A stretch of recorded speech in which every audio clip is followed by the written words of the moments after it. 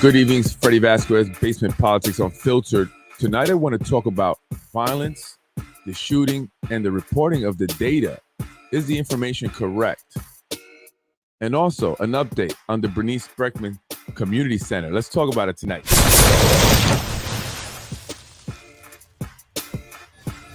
Let's get it poppin'. I am Freddie Vasquez. This is Basement Politics Unfiltered. Good evening, folks. It's Sunday. Hope you had a great week. Good evening, Yonkers. I'm Freddie Vasquez. Tonight I want to talk about shootings and the reporting. Are they underreporting the shootings that are happening here in the city of Yonkers or in crime in general? Let's talk about it.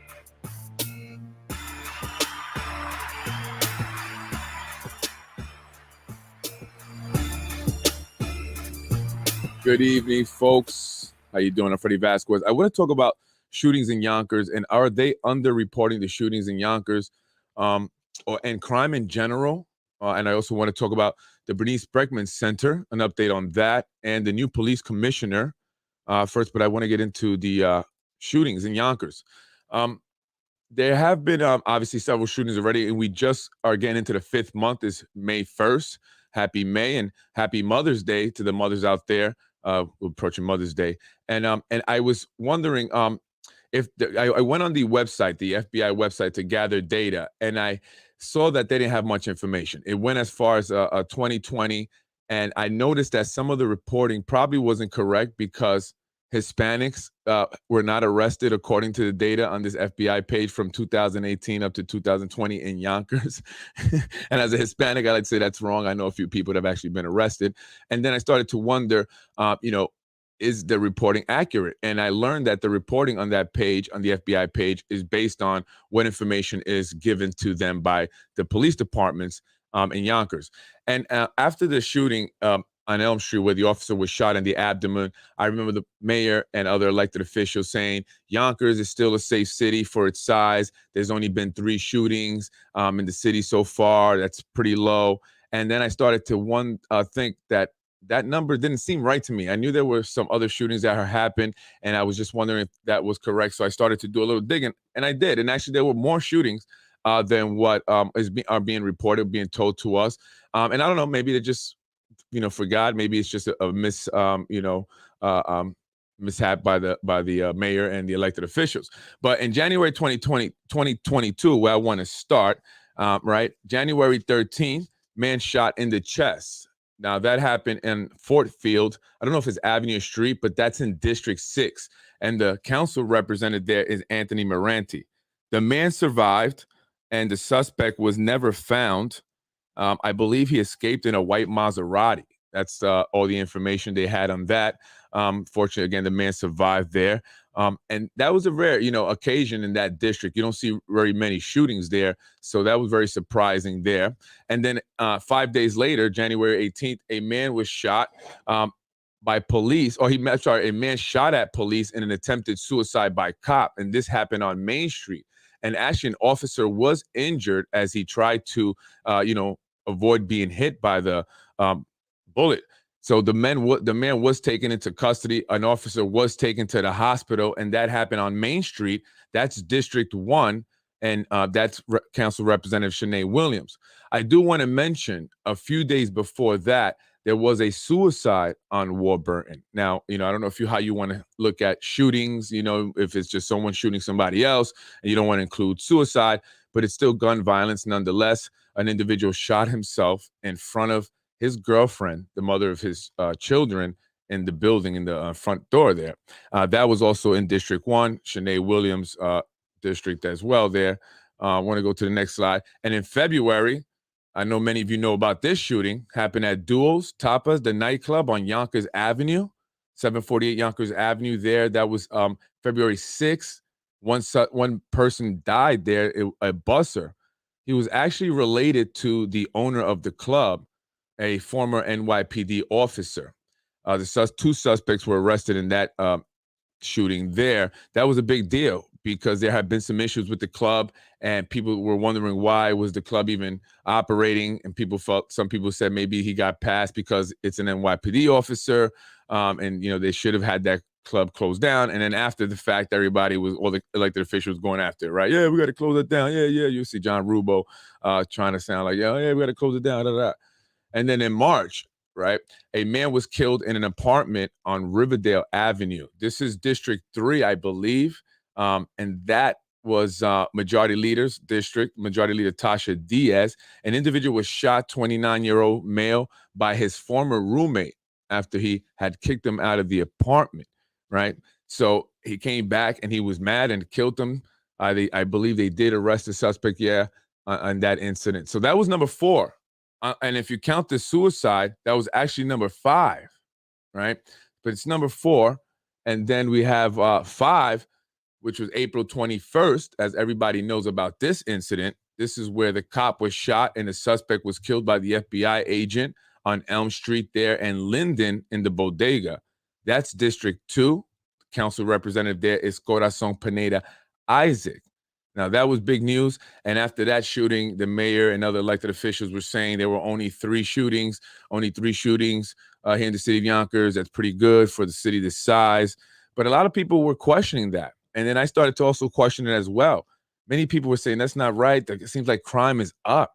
We have a lot of people coming into the city from the city, New York City, the 5 boroughs, and they're bringing crime with them. People are saying crime is, not everyone, not all, we don't want to generalize, but they feel that, as people come into Yonkers, that crime is going up. And for people like for our elected officials to say that, crime is down, there's only this many shootings, and people just don't feel that that's correct. I wanted to look into it. And sure enough, that was the 5th shooting actually on, after that Elm Street shooting there with the officer, not number 3. And then it was only 5 days later on Buena Vista, a man was shot in the building there, 202 Buena Vista. That's District 1. Again, Council Representative Shanae Williams, right? So there's 6 shootings so far. We are in the first day, or just about finishing up the first day of the 5th month. If we continue this way, we should see about 12, 13 shootings this year. Hopefully not, if not more. And we're approaching the summer. Many people know summertime means things start to heat up, not just the weather, but crime. People come out more. People get agitated more, and things happen.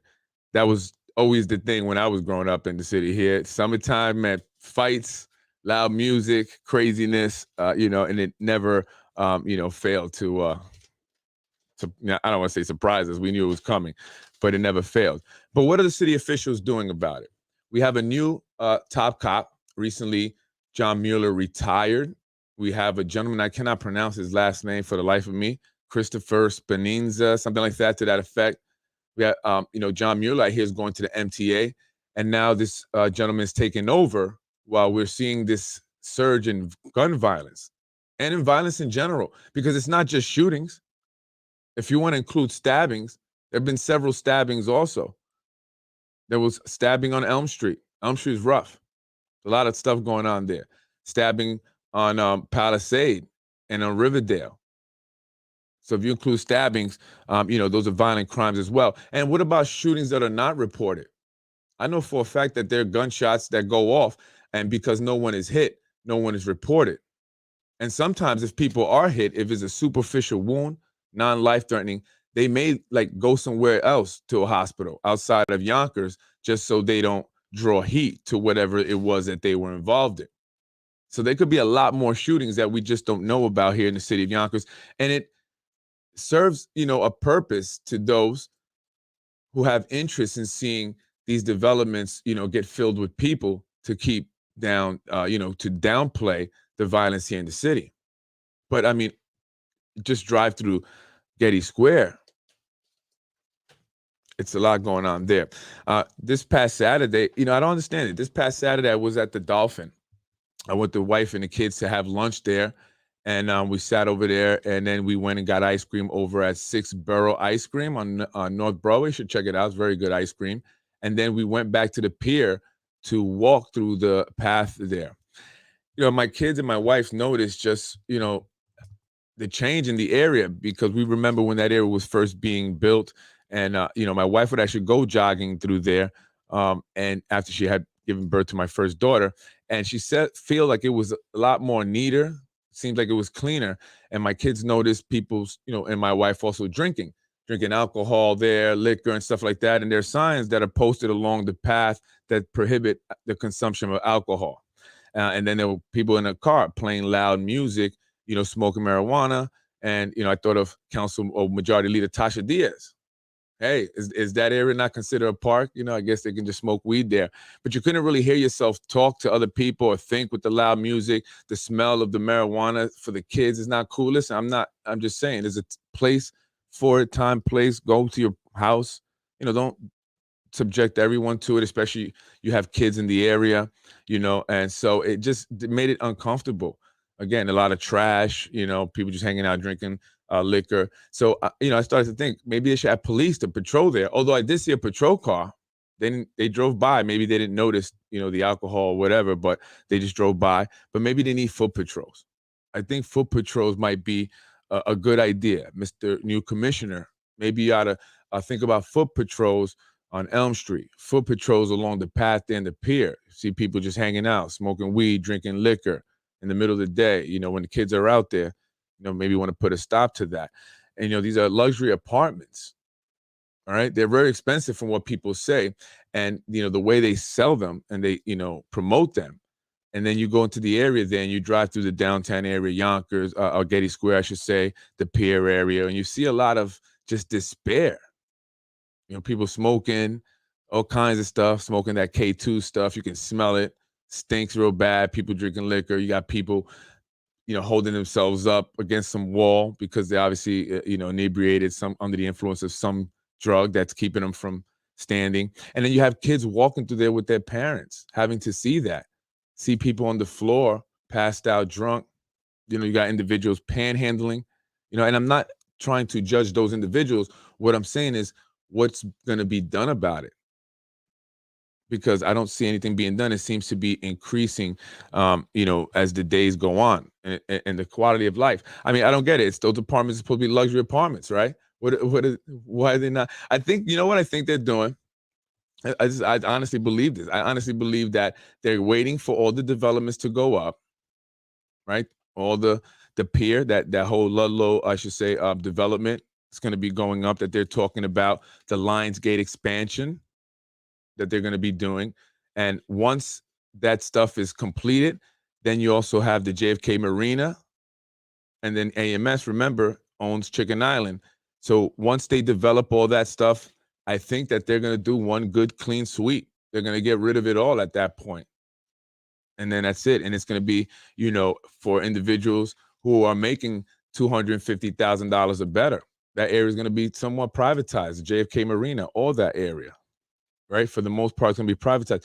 They're not going to, how are you going to think about it? How are you going to have individuals coming? They're expecting people to work in the studios, to live there, and spend this money, and it's luxury apartments and stuff. And they're still going to have, these rundown buildings. You're going to have individuals high, obviously on drugs, passed out on the floor, trash all over the place, people smoking marijuana and everything else. People are not going to want to live there. Not the individuals are going to pay that money. So I think that they're going to clean it up. They're just waiting. It's only a matter of time, folks. And then they're going to get everybody up out of there. And then if you're not making $250,000, $300,000 or better, you're not going to be able to live in that area. You're not even going to be able to go in that area. They're going to privatize the JFK Marina. I see that. They're going to be expensive luxury townhomes at some point. And they're going to have a path all the way up to Albany like they're planning. And they got to keep that safe. Right? And they're gonna have to make it safe for the people and entice the individuals who are they looking for to bring there, right? By making sure that this is not what they're gonna see, right? So, and Yonkers is small. It's not like the city. So I get it. The city has homeless and you see a lot of stuff, but it's so big and spread out that it's not like all condensed like Yonkers is, where you just see it all in your face. So it was just, a conversation my wife and I were having and just wondering, it just doesn't make sense. They have these Apex apartment, and they have this, luxury pool and, lounge area and all this cool stuff. And, it just seems kind of just run down. Just seem very run down. I don't understand. Maybe they're working on that. I don't know. But what about the shootings? What are the council members doing about the shootings? I haven't heard any of them address anything, speak of any initiative. uh, and I was watching what is it, People Before Politics, and he has the deputy police commissioner, I believe, of Mount Vernon was on there, but they were talking about that the only I guess response that it seems like we have here, well, he's talking about Mount Vernon, but I also believe that's to be so for Yonkers, is a police response.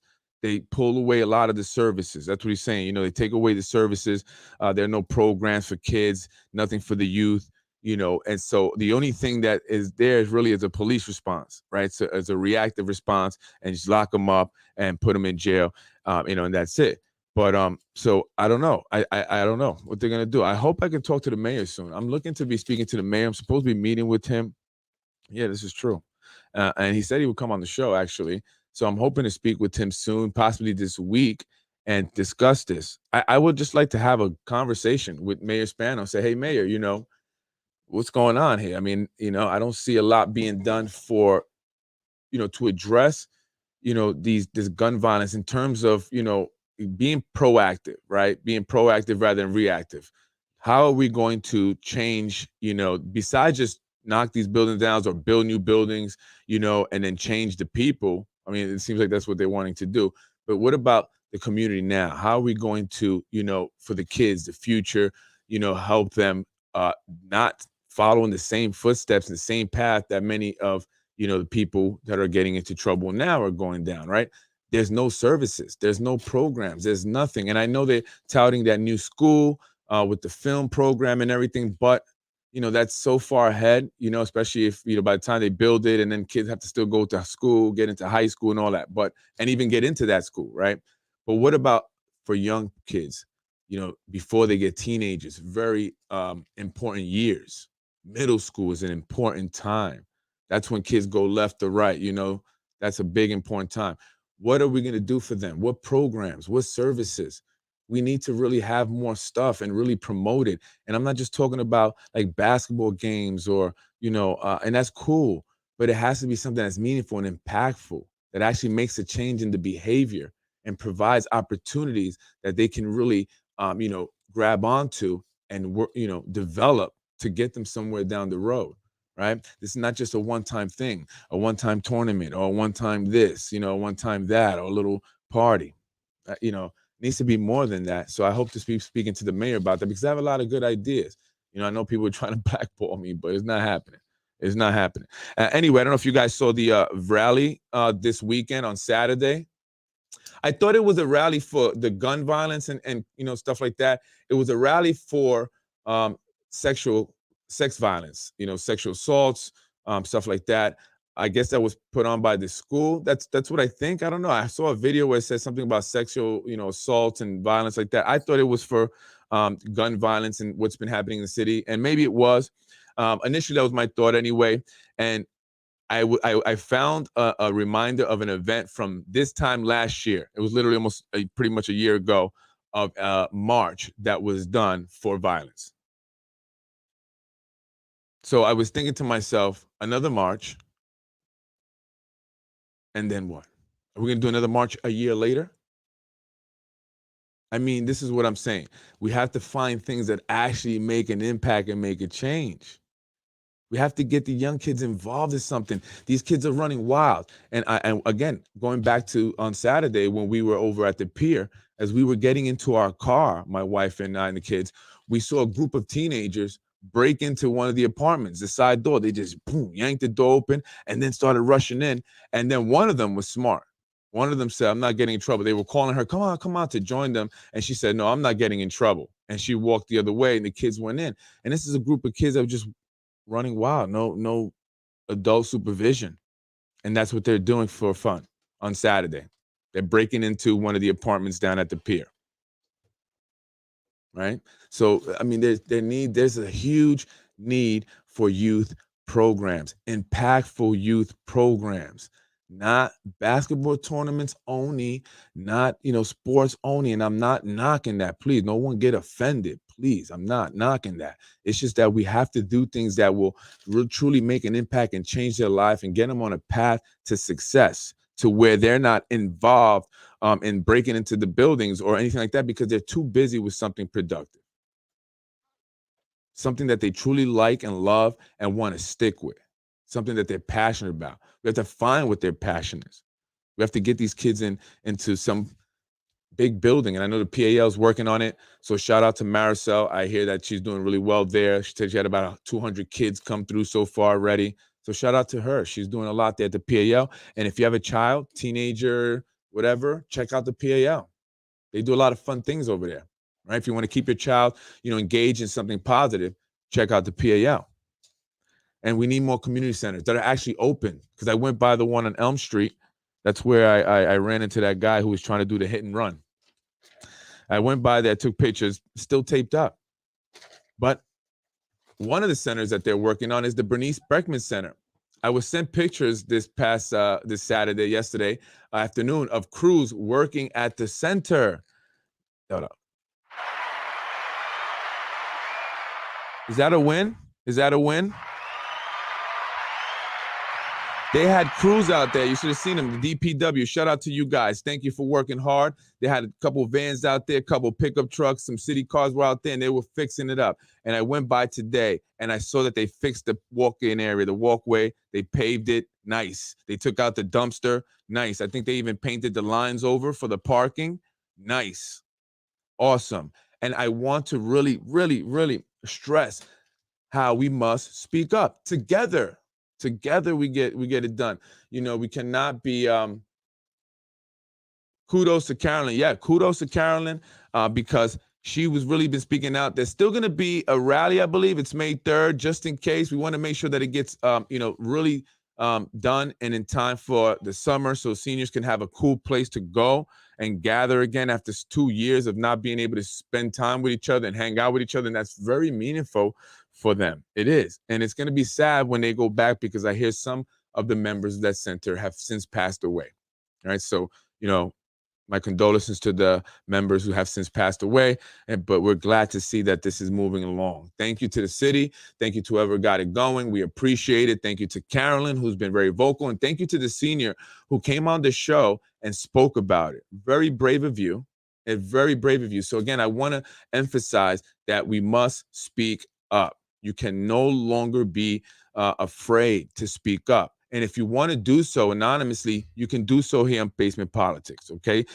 politicwithfred@gmail.com. You can send me any emails, any information. You can come on. You don't have to give your name if you like, however you want to do it, whatever makes you feel comfortable. But we have to speak up because this is what happens. So shout out to Carolyn. Shout out to the seniors over there in District 4. Shout out to whoever, got it going over there in the city. We appreciate that. And again, I'm just very happy to see that. I'm excited. I can't wait till it's fully open. So we're not going to stop until it's open, till they're in there. They're playing bingo and all that good stuff. Whatever they do, they put on shows and stuff over there. So we're not going to stop till it's fully open and they're doing shows and stuff again. All right. But I'm happy to see that. So again, folks, this is what we have to do. We have to push for these things. So I'm going to continue talking about the centers for kids as well. And District 1, Shanae Williams, your district looks like crap. Shanae Williams, your district looks like CRAP. All caps. Crap. Go check out that pier area. Go walk over there. Don't you live by over there? Go take a little stroll through there. See all the beer cans and the liquor bottles that have been left there. People hanging out, drinking Hennessy, smoking blunts, playing loud music. Not everybody's into that, especially not my kids, not into that, and other people's kids. So you guys got to do something about that, all right? You expect people to move there, expensive apartments, and then you're going to take away the JFK Marina for what? Come on, Shanae, step up your game. Step up your game. Get your head in the game. I know you got that job, attorney downtown and all that. If you can't do the councilman or woman job, council job, time to go then. Just give it up. Say, I can't. Got a lot on my plate, and I got to give it up. Because, what's up? Horrible down there. It's horrible down there. The square is horrible. Horrible, horrible, horrible, horrible. Horrible, horrible, horrible. You need to step it up. So that's all I got to say to you, Shanae. I was there over the weekend. It didn't look good. It didn't look good. So, and JFK Marina, what are you guys doing? Anything? Anything? What about the shooting? Anything? Anything? Yeah, that's what I thought. Anyway, folks, that's what I want to talk about. I just want to just correct the numbers. There's actually more than, the number of shootings, what they're saying. I got about 6 shootings. If you count the suicide, that's 7. If you count the ones that they don't report, that people are just shooting in the air, that's probably about 50, right? So that happens. I hear about it from people in the neighborhood when I'm going around. Yo, they were shooting last night. Yeah, that happens. I hear that often. So those stuff, if no one's hit, they don't report it. They want to keep the crime numbers down. So folks, we have to be on top of it. We have to make sure we hold our elected officials, feet to the fire, hold them accountable, and make sure that they're giving us the truth. Transparency is key.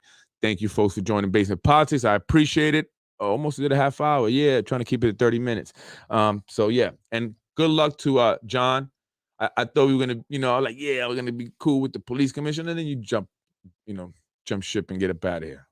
Just kidding. Anyway, good luck to you. If you do go to MTA, best of luck to you there. Seem like a really good guy. But anyway, really quick, John, what are we going to do about the that stuff you wanted to do over there on Elm Street? You can still do it? You can tell the new commissioner to do it? Remember the whole slide? What are we doing? What happened to that? Don't you forgetting about us now? Anyway, folks, I'll see you Monday. Have a great week. And we're going to stay on top of you guys over there for the Bernice Spreckman. So just get it done. John, get it done. Get it done. Did your grandma give you a call, John? Did grandma call you, John?